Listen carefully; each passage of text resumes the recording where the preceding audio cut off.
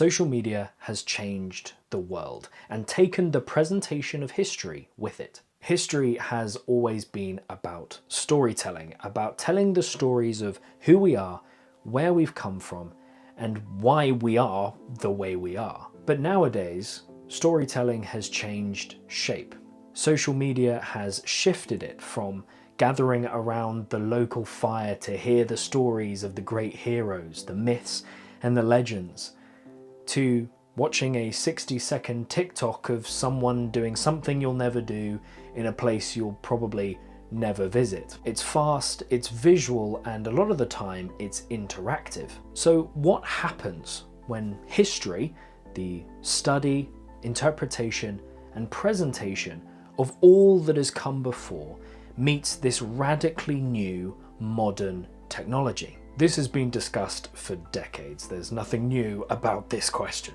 So in this video, we want to look at the relationship between public history and social media, how social media has changed the way we present history, and how we can maximize it for the best public history we can provide. I'm Zachary Peatling, a public historian and social media marketing manager, and I want to help heritage sites, museums, and historians get the most out of social media so that we can present the best history we can on the most innovative platforms.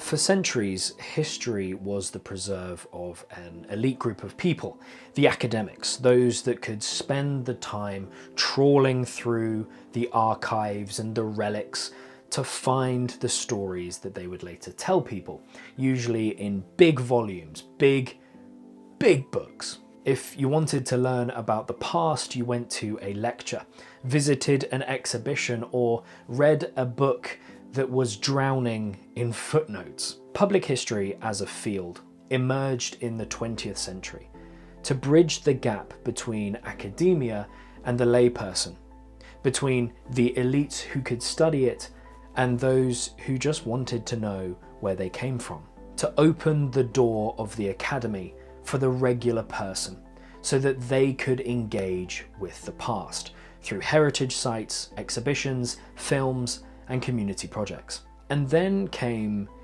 the internet and social media, and everything changed. Suddenly, history had the ability to be everywhere all at once. Everyone had the tools to share it. Now, anyone can be a historian, or at least look like a historian. A 60-second Instagram reel or TikTok can reach millions of people. A meme about a really massive sheep or about Napoleon can spark a discussion or a classroom debate. A viral YouTube short can shape how a generation understands the Roman Empire. This is huge. This is a new kind of historical conversation, one that's democratic, visual, emotional, and immediate. History is no longer confined to glass cases or university halls. It's alive, scrollable, and deeply social. The experience of history has dramatically shifted. Social media has blurred the boundaries between professional and amateur historians. Once traditional institutions, museums, archives, and universities decided what counted as historical knowledge. They controlled the narrative, so to speak.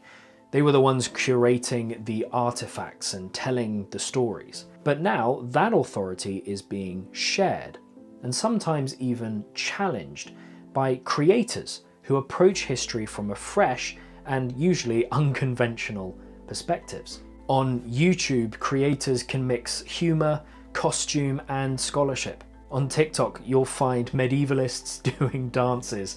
You'll find museums hopping on the latest trend. Brat summer is over, bestie. It's time to enter your historical era. On Instagram, curators can share behind-the-scenes glimpses of conservation work.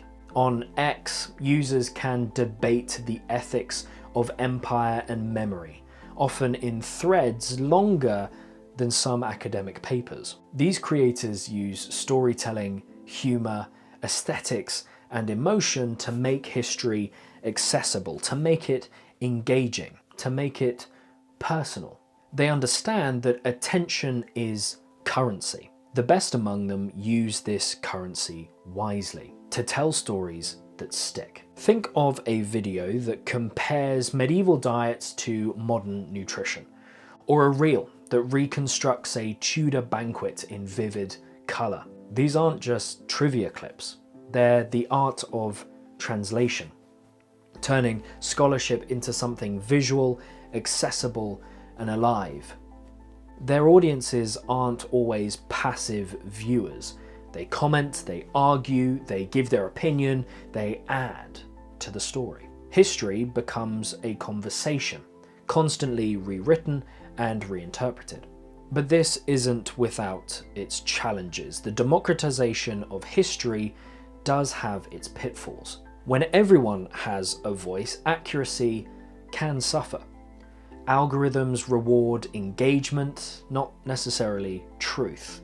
The more dramatic or emotional a post, the more it spreads. A myth can go viral faster than a well-sourced fact. There was one writer who said that what social media has done is allow for our stupidity to spread around the world in seconds. Public historians, therefore, now face a growing dilemma. How do we keep history engaging without sacrificing integrity?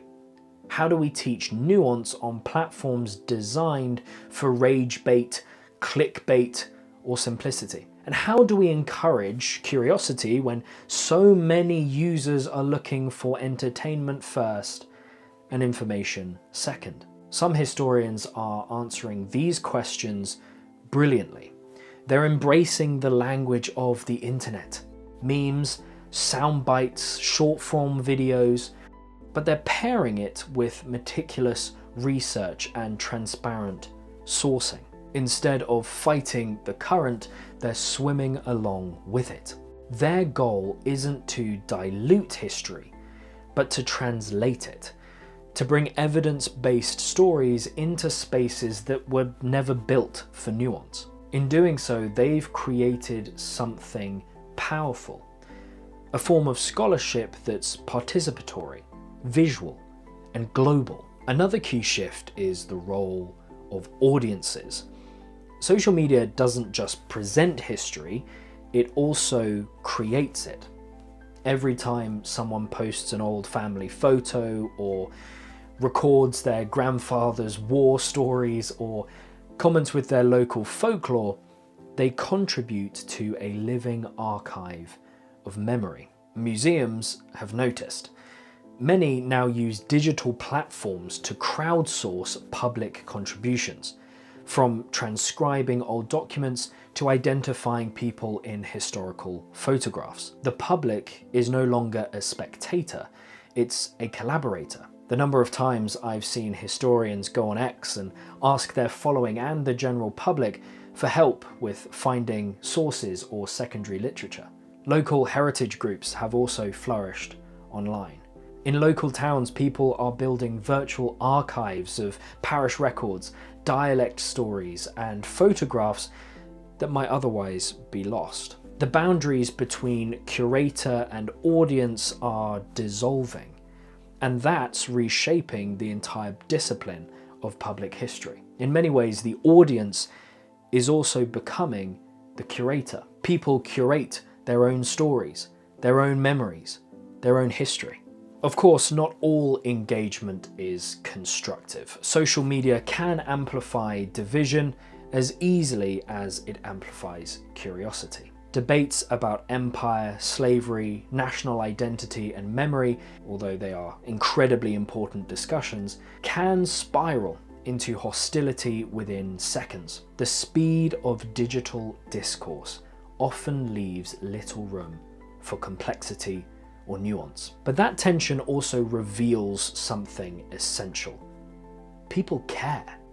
They care about history. They care about the study, interpretation, and presentation of the past. They care about how the stories are told, who tells those stories, and what it says about them. The fact that historical debates trend online, that people argue about things like street names or whether a statue should still be standing, shows that there is a real level of enthusiasm and energy behind the study of history in the modern world. While some may look at this as disheartening, that we are full of division and arguments, how about we look at it as a real opportunity?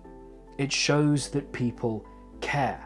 Whether you agree with them or not, it shows that you both care about the past, about history, and how it's presented today. In short, the past has gone viral, and what it means still matters. So what does it really mean to present history on social media today? It means balancing accuracy with accessibility. It means balancing emotion with evidence. It means using storytelling as a bridge between knowledge and imagination. Public history in the digital age isn't about replacing academic history. It's about making it available and engaging to the general public. It's about making it visible, making it resonate in a world that communicates through images, sounds, and short bursts of narrative. History on social media is not a lesser form of education.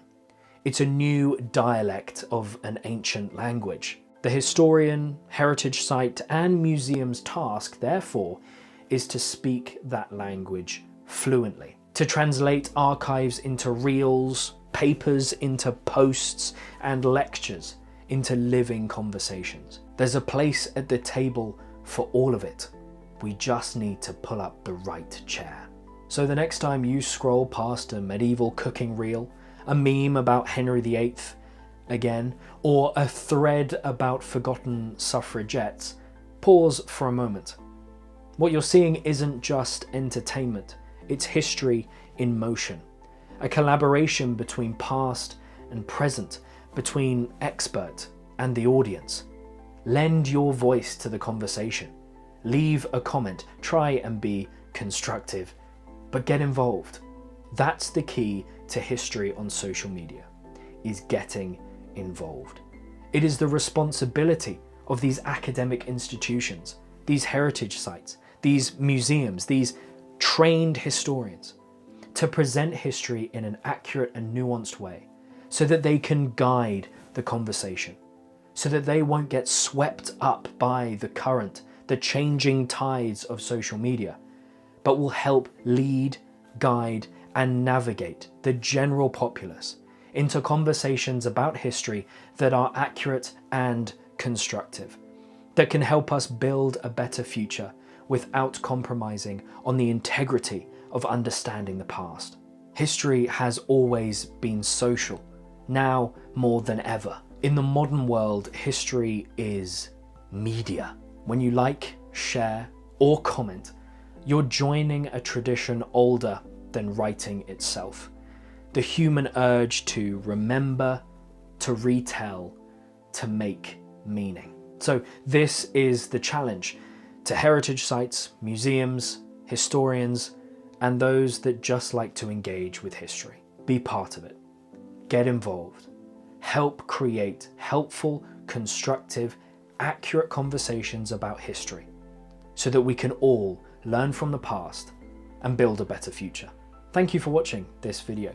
You can like, subscribe, leave a comment down below about what you think about history on social media. Be sure to check out our website where we post full-length blog articles, taking the latest academia and making it accessible for everyone else.